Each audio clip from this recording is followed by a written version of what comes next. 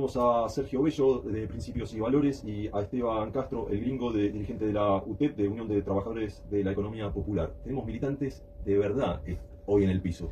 Ajá, bien. Así que estaría bueno que, bueno, podemos empezar por Esteban, que nos cuente cómo fueron los inicios en la política, cómo se inició, porque, bueno, este programa es un programa que lo que promueve es valorizar la actividad política, tan quizás bastardeada por los medios concentrados de comunicación, y finalmente los militantes son los que aguantan la parada. Por eso la primera pregunta es esta, Esteban, ¿cómo iniciaste, cómo fueron los primeros pasos en la militancia? Bueno, en realidad, durante la democracia, digamos, después del 83, yo tenía afinidad con el peronismo. Y la afinidad era, bueno, marchas, pero no considero que tuve una militancia como la que surgió después en los 90, ¿no?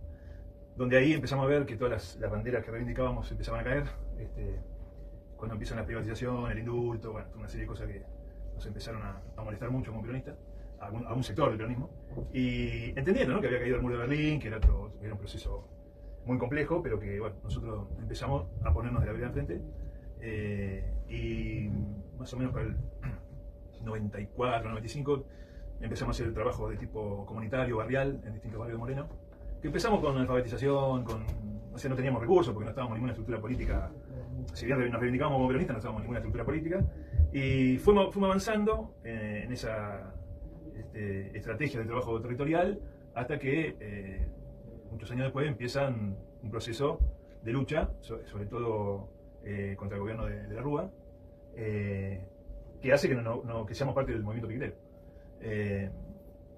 Hacíamos corte de ruta por la zona de Corte Quinto, de hecho ahí ya me había casado, ya teníamos mejor nivel de organización, pero tampoco es que habíamos crecido mucho.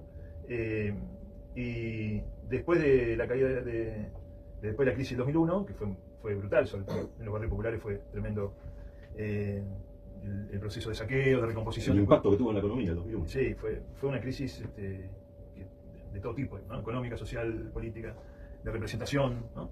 Que además era muy difícil pensar en una salida política. No se te cruzaba por la cabeza. Era todo parecido a como estamos ahora.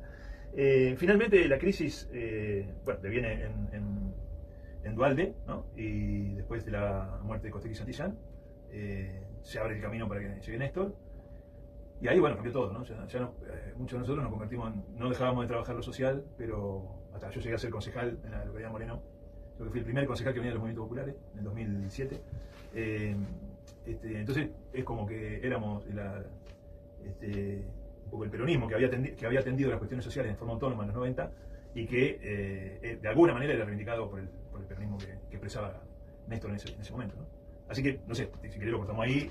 Fue todo. Después hubo un proceso que fue el de los Cayetanos durante el macrismo, que eso ya por ahí merece otra discusión, pero nosotros empezamos a ver, después de la muerte de Néstor, que había un sector de trabajadores que rondaba el 25-30% de la población, que trabajaba sin derechos, que tenía trabajo, suponete un vendedor ambulante, un cartonero. Si escuchás el primer discurso de Francisco en el encuentro de los movimientos populares, te dice todos los trabajos de los compañeros de la economía popular, y que uno de los principales objetivos era organizar ese sector gremialmente, ¿no? Que merecía organizarse gremialmente. Y eso es lo que intentamos hacer durante el gobierno de Macri. Después, con Alberto, yo creo que hay distintas visiones, pero no profundizamos en la organización sindical de esos trabajadores, no pudimos garantizar los derechos que se merecían. Y bueno, y después este gobierno vino principalmente por los movimientos populares, en general, o sea, los que estaban dentro de esta estrategia de organizarse sindicalmente, y los movimientos populares de izquierda que tienen otra concepción, ¿no? Que nunca dejaron de movilizarle a Alberto, digamos, con otra concepción no la nuestra, no la de economía popular, ¿no?